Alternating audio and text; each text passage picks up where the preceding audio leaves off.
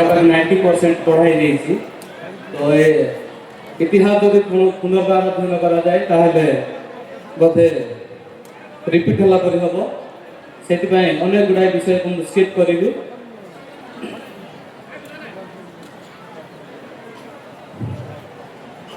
ଇତିହାସ କ'ଣ? ପୂର୍ବଜ ମାନବ ଜୀବନର ସଂସ୍କୃତି ଓ ଜୀବନଯାପନର ପ୍ରଣାଳୀ, ଅତୀତରେ ହୋଇଥିବା ସମସ୍ତ ଘଟଣାବଳୀ, ପ୍ରଚଳିତ ଧର୍ମ ଯାହା ଲୁଚି ରହିଥାଏ ସେଗୁଡ଼ିକର ସଯତ୍ନ ଅନୁଧ୍ୟାନ ଓ ସ୍ମରଣ କରିବା ହିଁ ଇତିହାସ ଅଟେ। ତତ୍ପରେ ଆମଙ୍କ ମଣ୍ଡଳୀର ଗଠନ ବିଷୟ ଲେଖାଥିଲା। ଜନବସତିର ଆରମ୍ଭ ଜୀବନଯାପନର ଶୈଳୀ ସମ୍ଭବତଃ 1880 ଶତାବ୍ଦୀର ପ୍ରାରମ୍ଭ ବେଳକୁ ସର୍ବପ୍ରଥମେ ମାଗତା ଛିଞ୍ଚାଣି ନାମକ ଜଣେ ବ୍ୟକ୍ତି ଏହି ସ୍ଥାନକୁ ଆସିଥିଲେ। ସେତେବେଳେ ଚତୁଃପାର୍ଶ୍ୱରେ ଘଞ୍ଚ ଜଙ୍ଗଲ, ହିଂସ୍ର ଜନ୍ତୁମାନେ ଅବାଧରେ ବିଚରଣ କରୁଥିଲେ। ତଥାପି ସେ ଏଠାରେ ଜଙ୍ଗଲ କାଟି ବାସଗୃହ ନିର୍ମାଣ କରି ସପରିବାର ସହିତ ସ୍ଥାପନ କଲେ। ପ୍ରକୃତି ଦେବାଦେବୀ ପୂଜା ସେତେବେଳେ ଶିକ୍ଷାର ଆଲୋକ ମାଳାଞ୍ଚଳରେ ପ୍ରବେଶ କରିନଥାଏ, କିନ୍ତୁ ପ୍ରକୃତିର ପ୍ରଭାବ ସେମାନଙ୍କ ଉପରେ ପଡ଼ିଥିଲା। ଆଉ ସେମାନେ ସୂର୍ଯ୍ୟ, ଚନ୍ଦ୍ର, ବୃକ୍ଷଲତା ଓ ଦେବାଦେବୀ ପୂଜା କରି ବିଭିନ୍ନ ବଳି ଉତ୍ସର୍ଗ କରୁଥିଲେ। କାପ୍ତେରୀ କରାଳ ସେମାନଙ୍କୁ ମୁଖ୍ୟ ପୂଜାରୀ ହୋଇଥିଲେ। ଆଉ ଲୋକମାନେ ଘନ ଅନ୍ଧକାରରେ ଦୁଷ୍ଟାତ୍ମା ବନ୍ଧନରେ ଜୀବନ ଯାପନ କରୁଥିଲେ। ଖ୍ରୀଷ୍ଟଙ୍କ ଆଲୋକ ପ୍ରବେଶ। ଉଠ ଦୀପ୍ତିମତୀ ହୁଅ, କାରଣ ତୁମ୍ଭର ଦୀପ୍ତି ଉପସ୍ଥିତ ଓ ସଦାପ୍ରଭୁଙ୍କର ପ୍ରତାପ ତୁମ୍ଭର ଉପରେ ଉଦିତ ହୋଇଅଛି। କାରଣ ଦେଖ, ଅନ୍ଧକାର ପୃଥିବୀକି ଓ ଘୋର ଅନ୍ଧକାର ଗୋଷ୍ଠୀବର୍ଗକୁ ଆଚ୍ଛନ୍ନ କରିବ, ମାତ୍ର ତୁମ୍ଭ ଉପରେ ସଦାପ୍ରଭୁ ଉଦିତ ହେବେ ଓ ତାହାଙ୍କର ପ୍ରତାପ ତୁମ୍ଭ ଉପରେ ଦେଖାଯିବ। ଯିଶାୟ 60:1-2 ପଦ। ଅନ୍ଧକାର ଗତ ହେବା ପରେ ଆପେ ସୂର୍ଯ୍ୟ ଉଦିତ ହୁଏ, ସେହିପରି ଆମ ଗ୍ରାମରେ ଧର୍ମାଫାନ ଉଦିତ ହେଲେ। ସମ୍ଭବତଃ 1910 ମସିହା ବେଳକୁ କାନାଡ଼ାରୁ ଆମ ମାଳାଞ୍ଚଳକୁ ଆସିଥିବା ମିଶନେରୀ ଗାଣ୍ଡଲିଂ ସାହେବ ଏହି ପଥ ଦେଇ ସାଇକେଲ ଯୋଗେ ଯାତାୟାତ କରିବା ଆରମ୍ଭ କଲେ। ଶ୍ରୀଧର କରାଳ ଗୋରା ସାହେବମାନଙ୍କ ସହ ମିଶିବା ଆରମ୍ଭ କରିଥିଲେ। ସେହି ସମୟରେ ସାଇକେଲ ମଧ୍ୟ ଏହି ଅଞ୍ଚଳ ପ୍ରତି ବିରଳ ଥିଲା। ତେଣୁ ଲୋକେ ଏକ ପାଖ ଗୋରା ସାହେବ ଏବଂ ଅନ୍ୟ ପାଖ ସାଇକେଲ ତତ୍କାଳୀନ ଭାଷାରେ ଚିକିରି ବାଣ୍ଡି ଦେଖିବାକୁ ରୁଣ୍ଡ ହୁଅନ୍ତି। ଠିକ୍ ସେତିକି ବେଳେ ସେମାନେ ପ୍ରଭୁ ଯୀଶୁଙ୍କର ପ୍ରେମ କାହାଣୀ ଶୁଣାଉଥିଲେ। କ୍ରମଶଃ ଖ୍ରୀଷ୍ଟଙ୍କ ସୁସମାଚାର ଶୁଣିବା ପ୍ରତି ଲୋକଙ୍କର ଆଗ୍ରହ ବଢ଼ିଲା। ଏହା ଜାଣି ଗ୍ଲାଣ୍ଡେନିଂ ସାହେବ କିଛି ପ୍ରୋତ୍ସାହନ ଦେଇ ଶ୍ରୀଧର କରାଡ଼ଙ୍କୁ ପ୍ରତି ସପ୍ତାହ ସୁସମାଚାର ଜଣାଇବା ନିମନ୍ତେ ନିଯୁକ୍ତ କରିଥିଲେ। ଶ୍ରୀଧର କରାଡ଼ ଜଣେ ଲେଙ୍ଗଡ଼ା ବ୍ୟକ୍ତି ଥିଲେ, ହେଁ ଆପଣା କର୍ମରେ ବିଶ୍ୱସ୍ତ ଥିଲେ। ପ୍ରଥମେ କିଛି ସମୟ ପର୍ଯ୍ୟନ୍ତ ଅଗାଧୁ କରାଡ଼ର ବାରଣ୍ଡାରେ ଏକତ୍ର ହୋଇ ଉପାସନା କଲେ। ସେତେବେଳେ ସେଠାରେ ସ୍ଥାନର ଅଭାବ ହେଲା। ସେତେବେଳେ ଗ୍ରାମର ପଶ୍ଚିମ ଦିଗରେ ଥିବା ଏକ କଞ୍ଜର ଗଛ ଛାଇରେ ବସି କିଛି ଦିନ ସେବା କାର୍ଯ୍ୟ କରାଯାଇଥିଲା। ଏ ଉତ୍ତାରେ ସେଠାରେ ଝାଲାସି ଗ୍ରାମର ଲୋକ ମିଶାଲ ଏକ ମ୍ୟାନେଜମେଣ୍ଟ ସ୍କୁଲ ଆରମ୍ଭ କଲେ। ସେ ସ୍କୁଲ ଘରେ ମଧ୍ୟ କେତେ ସମୟ ଉପାସନା ଚାଲିଲା। ସେତେବେଳକୁ ଗ୍ରାମ ମଧ୍ୟରୁ ଅନେକ ଉଦ୍ୟୋଗୀ ଯୁବକମାନେ ଲୋକଙ୍କୁ ଡକାହକା କରିବାରେ ନେତୃତ୍ୱ ନେଉଥିଲେ। ସେଥିମଧ୍ୟରୁ ଶ୍ରୀ ଶଶିଭୂଷଣ ଲୋହରାଙ୍କୁ କମିଟି ମୁଖ୍ୟ ଭାବରେ ବଛାଯାଇଥିଲା। କ୍ରମେ କ୍ରମେ ପ୍ରଭୁ ଯୀଶୁଙ୍କୁ ବିଶ୍ୱାସ କରିବା ଆରମ୍ଭ କଲେ। ସ୍ୱାଧୀନ ପ୍ରଚାରକ ଅମରେଶ କରାଡ଼। ସାଧୁ ଅମରେଶ କରାଡ଼ଙ୍କ ଜୀବନ ଅତୀବ ଦୁଃଖମୟ ଥିଲା। ଅନ୍ନ ବସ୍ତ୍ର ଅଭାବ ହେଉଥିଲା ମଧ୍ୟ ସେ କାତର ନ ହୋଇ ପ୍ରାୟ 15 ବର୍ଷ କାଳ ସମାଜର ସେବା କରୁଥିଲେ।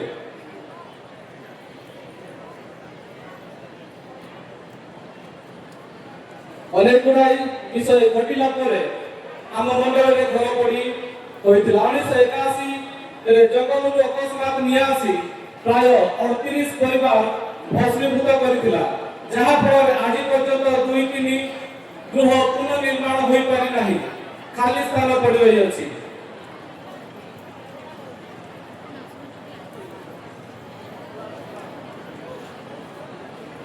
ଦ୍ୱିତୀୟ ବାହାକ ନିର୍ବାଚନ 1994 ଜାନୁଆରୀ 20 ତାରିଖ ଏପ୍ରିଲରେ ଦୀର୍ଘ ସମୟ ଧରି ପାଳକ ସ୍ଥାନରେ କାର୍ଯ୍ୟ କରି ଆସୁଥିବା ପୁନର୍ବାର ଏକ ପାଳକ ନିର୍ବାଚନ କରିବା ନିମନ୍ତେ ମଣ୍ଡଳୀ ଆଲୋଚନା କଲା ପରେ ସର୍ବସମ୍ମତିକ୍ରମେ ଦିକନ ଆଚାର୍ଯ୍ୟ ଦାନିଏଲ କରଙ୍କୁ ପାଳକ ଏବଂ ଶ୍ରୀ ଶ୍ୟାମ ସିଂ ଶ୍ରୀ ଯୋଶେଫ ଲୋହରାଙ୍କୁ ଦିକନ ରୂପେ ନିର୍ବାଚନ କରାଯାଇ 1994 ମାର୍ଚ୍ଚ 2 ତାରିଖରେ ପାଳକ ଦାନିଏଲ କରଙ୍କୁ ମଣ୍ଡଳୀ ସମ୍ମିଳନୀର ଉପସ୍ଥିତିରେ ଅଭିଷେକ ଦିଆଯାଇଥିଲା।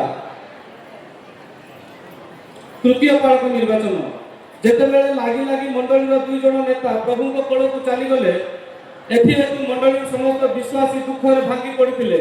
ତଥାପି ସୁଚିନ୍ତା କରି ଶୀଘ୍ର ପାଳକ ନିର୍ବାଚନ କରି ମଣ୍ଡଳୀର ସେବା ସ୍ଥାନ ପୂର୍ଣ୍ଣ କରିବା ନିମନ୍ତେ ଲିଖିତ ଭାବରେ ଅନୁରୋଧ ଆସିଥିଲା। ସେହି ସମୟରେ ମଣ୍ଡଳୀର ସମସ୍ତ ମୁଖ୍ୟ କର୍ମକର୍ତ୍ତା ଓ ପ୍ରାଚୀନଗଣ ବିଶେଷ ଚିନ୍ତା କରି ପ୍ରାର୍ଥନା କଲେ। ପୁଣି ମଣ୍ଡଳୀର ନିଷ୍ପତ୍ତି ଗ୍ରହଣ କରି ସର୍ବସମ୍ମତିକ୍ରମେ ଶ୍ରୀ ସ୍ୱର୍ଗତ ଲାବଣ ଲୋହରାଙ୍କୁ ପାଳକ ଭାବେ ଶ୍ରୀ ହୋସେନ କରାଣଙ୍କୁ ଓ ଶ୍ରୀ ଯୋଶେଫ ଲୋହରାଙ୍କୁ ଦିକନ ରୂପେ ନିର୍ବାଚନ କଲେ।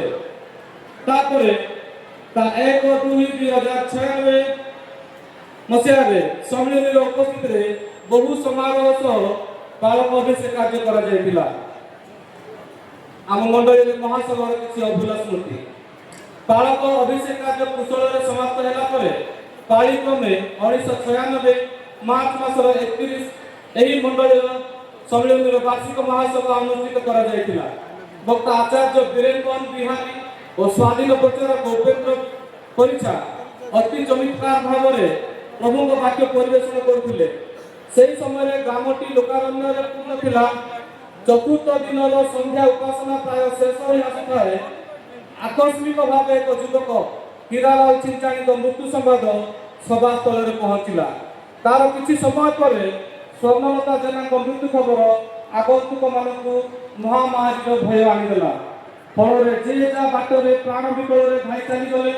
ମଣ୍ଡଳୀ ଏକାକୀ କ୍ରନ୍ଦନ କଲା। ମଙ୍ଗଳମୟ ପରମେଶ୍ୱର ତୁରନ୍ତ ଆଶଙ୍କା ଦୂର କରିଥିଲେ। ତାଙ୍କ ନାମର କୋଟି କୋଟି ଧନ୍ୟବାଦ।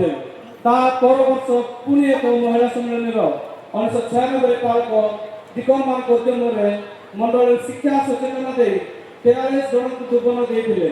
ସମ୍ମିଳନୀର ସଭା ଅନୁଷ୍ଠିତ ହୋଇ ଶାନ୍ତି ମିଳିଲା।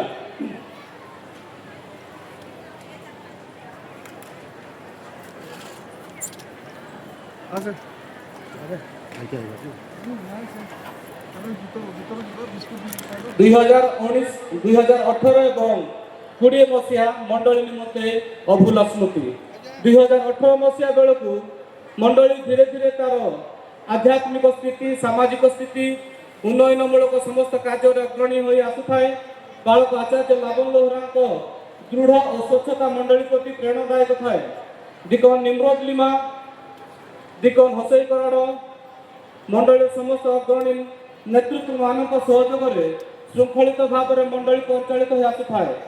ହଠାତ୍ ଏତିକି ବେଳେ ମଣ୍ଡଳୀର ସ୍ତମ୍ଭ ସ୍ୱରୂପ ଦିକନ ଶ୍ରୀ ସ୍ୱର୍ଗତ ନିମ୍ରୋଦ ଲିମାଙ୍କର ପରଲୋକ ତା 31/7/2018 ମଣ୍ଡଳୀ ପ୍ରତି ଏକ ଶକ୍ତ ଧକ୍କା ଓ ହୃଦୟ ବିଦାରକ ଘଟଣା ଥିଲା।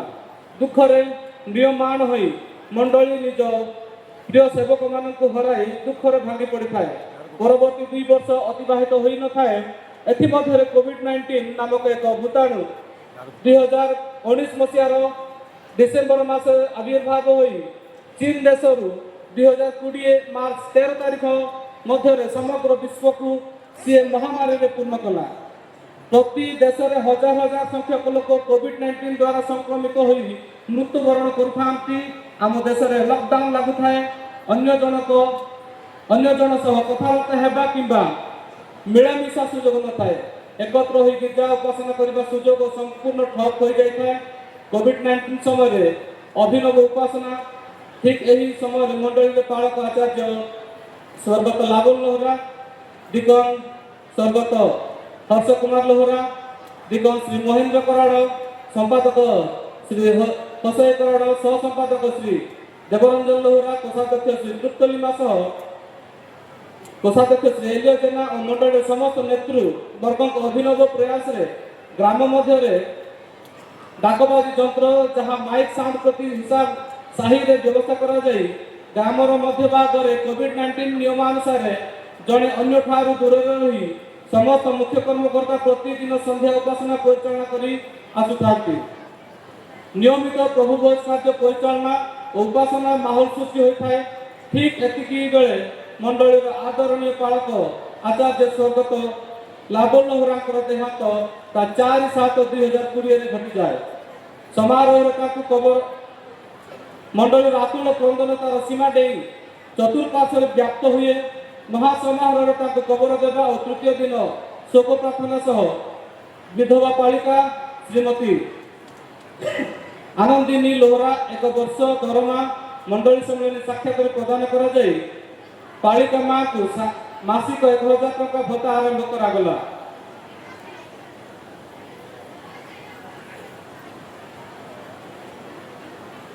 ମହାସଭାର ପ୍ରସ୍ତୁତି 2025 ବର୍ଷ ମଣ୍ଡଳୀର ନୂତନ କର୍ମକର୍ତ୍ତା ନିର୍ବାଚନ କରାଗଲା ପରେ କର୍ମକର୍ତ୍ତା ଦିଗନ୍ତ ଶ୍ରୀ ନିର୍ମଳ ଚନ୍ଦ୍ର ସିଂ, ଦିଗନ୍ତ ଶ୍ରୀ ଦେବରଞ୍ଜନ ଲୋହରା, ସମ୍ପାଦକ ଶ୍ରୀ ବିଶ୍ୱଜିତ ଲିମା, ସହ ସମ୍ପାଦକ ଶ୍ରୀ ଆସମାନ ମଣ୍ଡଳ ନାୟକ, କୋଷାଧ୍ୟକ୍ଷ ଶ୍ରୀ ତୃପ୍ତ ଲିମା, ସହ କୋଷାଧ୍ୟକ୍ଷ ଶ୍ରୀ ପ୍ରାଣରଞ୍ଜନ ଚିଞ୍ଚାଣୀ ମଣ୍ଡଳୀ ସହ ଆଲୋଚନା କରି ଅଭିନବ ପ୍ରଣାଳୀରେ ମହାସଭା ଓ ସ୍ୱର୍ଣ୍ଣ ଜବେଲ ଅନୁଷ୍ଠିତ କରିବା ନିମନ୍ତେ ଯୋଜନା ପ୍ରସ୍ତୁତ କରିଥିଲେ।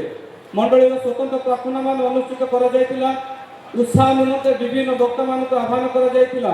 Rave David Lima ରାଣୀପେଣ୍ଟା, professor Rajpati ପାଣି ନୂଆଗଡ଼, ପାଳକ ପ୍ରମୋଦ ଗୁରୁ ରାୟଗଡ଼ା, ଆଚାର୍ଯ୍ୟ ପ୍ରଭାକର ଜେନା, ପାଳକ ଆଲୁଅ ଜେନା, ପ୍ରଚାରକ ହନକ କରାଡ଼, ସ୍ୱାଧୀନ ପ୍ରଚାରକ ଉପେନ୍ଦ୍ର ପରିଛା, ଡକ୍ଟର ରୁଦ୍ରରଞ୍ଜନ ଲୋହରା ନାଗପୁର, ସୁରଜିତ ଲିମା ବାଙ୍ଗାଲୋର, ଏ ସମସ୍ତ ପ୍ରଭୁଙ୍କ ଦାସମାନଙ୍କୁ ଆହ୍ୱାନ କରାଯାଇ ମଣ୍ଡଳୀ ଉପାସନା ସୃଷ୍ଟି କରାଯାଇଥିଲା। ମହାସଭାର ଅଟକଳକୁ ଲକ୍ଷ୍ୟ କରି ମଣ୍ଡଳୀର ପରିବା ଓ ଯୁବକମାନେ ରାଜ୍ୟ ଓ ରାଜ୍ୟ ବାହାରେ ରହି ବିଭିନ୍ନ ସରକାରୀ ବେସରକାରୀ କର୍ମ କରିଥିବାରୁ ଭାଇ ଭଉଣୀମାନଙ୍କୁ ନିମନ୍ତ୍ରଣ କରାଯାଇଥିଲା। ଆକୁଣ୍ଠିତ ଭାବରେ ଅନେକଙ୍କ ନିଜ ସାମର୍ଥ୍ୟ ବାହାରେ ସୁଦ୍ଧା ସଭାପତି ଦାନ ଦେବା ପ୍ରତିଶ୍ରୁତି ରଖିଥିଲେ। ଲକ୍ଷାଧିକ ଟଙ୍କାର ପ୍ରତିଜ୍ଞା ମଣ୍ଡଳୀ ଆଗରେ ସ୍ୱୀକାର କରିଥିଲେ। ଚଳିତ ବର୍ଷର ମୁଖ୍ୟ କର୍ମକର୍ତ୍ତାଗଣ ପାଳକ ଅଭିଷେକ ପର୍ଯ୍ୟନ୍ତ ସଭାର ବିଭିନ୍ନ ଯୋଜନା ପ୍ରୟାସ ଦ୍ୱାରା ଅର୍ଥ ସଂଗ୍ରହ ବ୍ୟବସ୍ଥା ଗ୍ରହଣ କରିଥିଲେ। 2025 ବର୍ଷ ମଣ୍ଡଳୀ ସଭା ପଡ଼ିଆ ନିର୍ମାଣ କାର୍ଯ୍ୟ ଦ୍ରୁତ ଗତିରେ ଚଳାଇଥାଏ।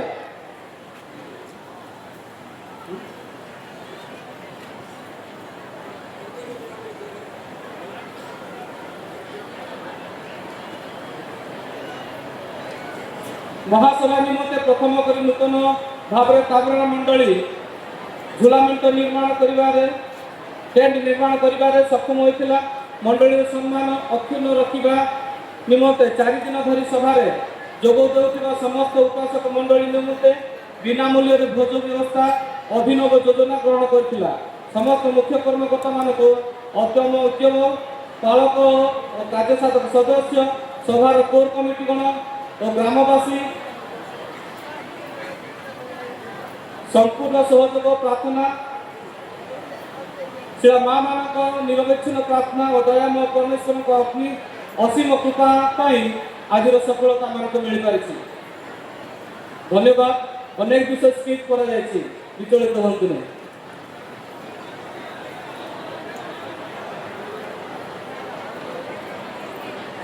ଆଉ ଟିକେ ସଂକ୍ଷେପ କରିବାକୁ ଚାହେଁ ଏଠିକା କାର୍ଯ୍ୟକ୍ରମକୁ ରଖୁଛି।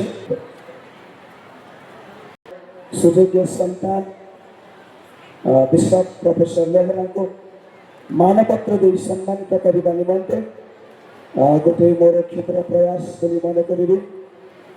ଏଭଳି ଗୋଟିଏ ମଞ୍ଚରେ କିମ୍ବା କୌଣସି ସ୍ଥାନରେ ତାଙ୍କର ପରିଚୟ ଦେବାର ଅବକାଶ ମୁଁ କେବେ ପାଇନଥିଲି, ଇଣ୍ଟ୍ରୋଡକ୍ସନ୍ ଦେବାର ଅବକାଶ କେବେ ପାଇନଥିଲି।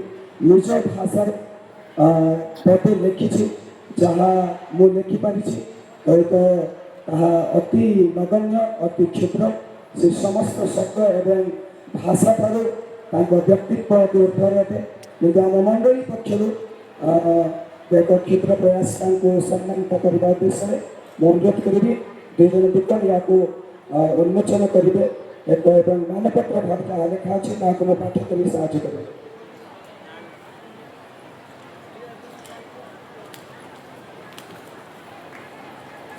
ମୁଁ ଅନୁରୋଧ କରିବି ବିଶ୍ୱ ମହାଶୟଙ୍କୁ ସମ୍ମୁଖକୁ ଆସିବେ ଏବଂ ବିଶପ ମା ବିଶପ ପ୍ରସାଦ ହେଲେ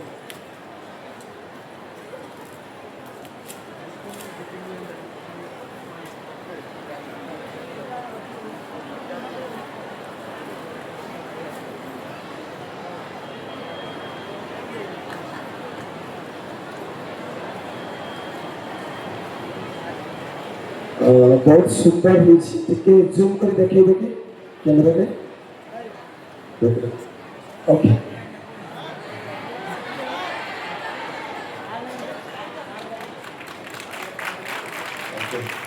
थैंक यू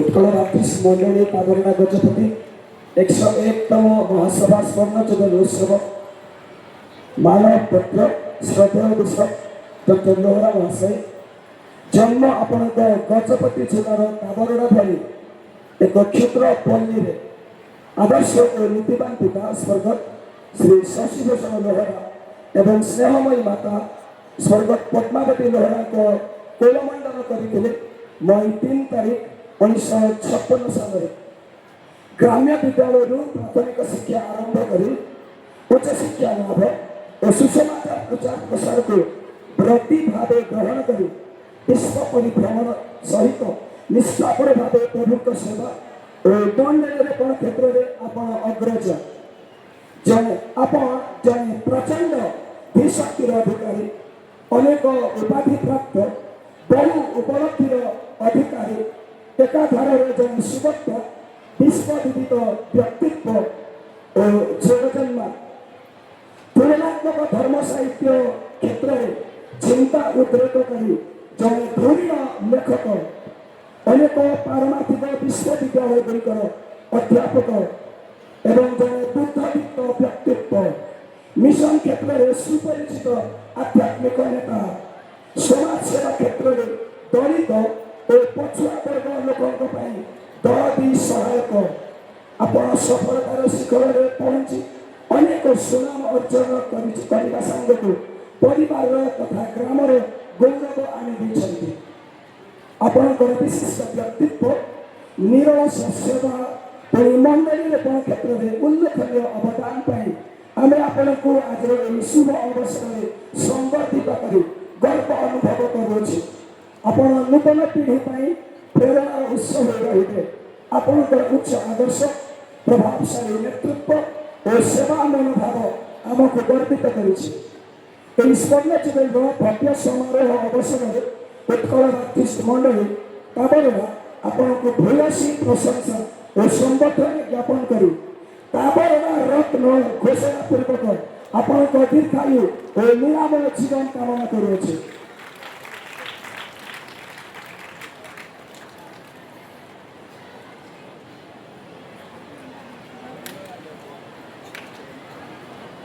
आज बिशप लोहरा काबरड़ा रत्न भाव में परिचित है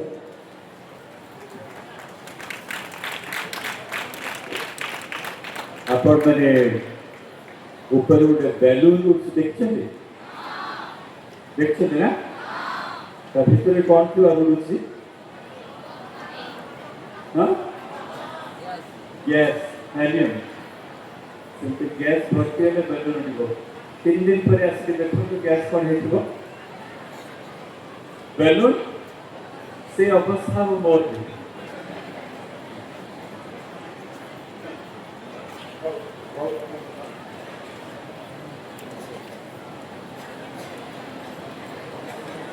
हेलो अभ्यर्थना को समाप्त करने पूर्व वर्तमान आम मध्य उपस्थित अच्छा पास्टर विदेशी नाथ फ्रॉम जयपुर आम सम्मानित करूँ जयपुर पास्टर